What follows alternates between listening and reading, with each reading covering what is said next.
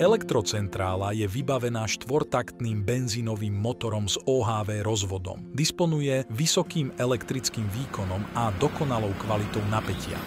S hmotnosťou iba 27 kg je ľahko prenositeľná a rozmerovo je nenáročná na úložný priestor. Je vhodná na napájanie citlivých elektrospotrebičov, ako napríklad počítačov, kancelárskej techniky či lekárskych prístrojov.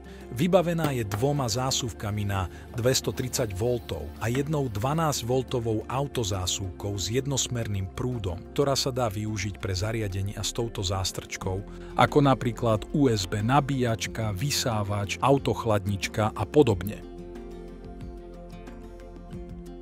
Intervaly a rozsah pravidelných prehliadok, údržby, kontrol a revízií sú uvedené v návode pre elektrocentrálu v tabuľke číslo 2.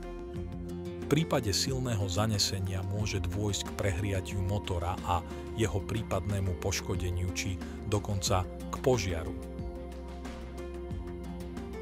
Pod vypúšťací otvor umiestnite nádobu na zbieranie oleja. Vyskrutkujte uzáver plniaceho hrdla na nalievanie oleja a skrutku na vypúšťanie oleja z olejovej nádrže. Po vypustení všetkého oleja skrutku vypúšťacieho otvoru naskrutkujte späť. Lievikom nalejte 600 ml motorového oleja. Úroveň hladiny oleja skontrolujte mierkou.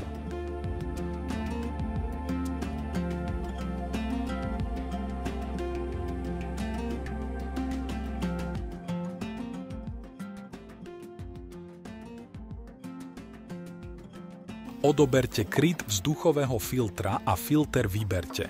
Filter ručne vyperte v roztoku saponátu a nechajte dôkladne vyschnúť. Suchý filter nechajte nasiaknúť motorovým olejom a prebytočný olej dobre vytlačte.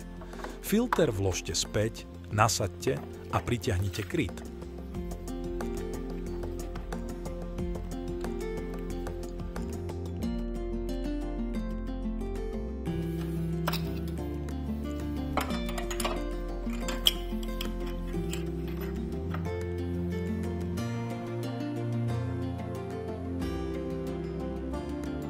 Ak má sviečka zanesené elektródy, obrúste ich brúsnym papierom, prípadne oceľovou kefkou.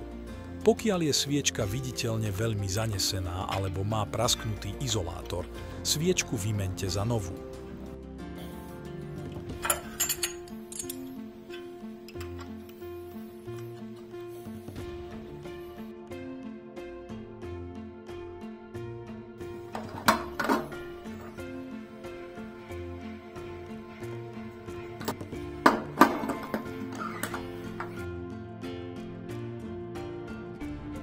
Odkalenie karburátora vypúšťacou skrutkou môže používateľ vykonať sám.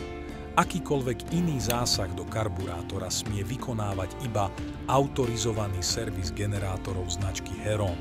Čistenie odkaľovača palivového ventilu smie vykonávať iba autorizovaný servis generátorov značky Heron.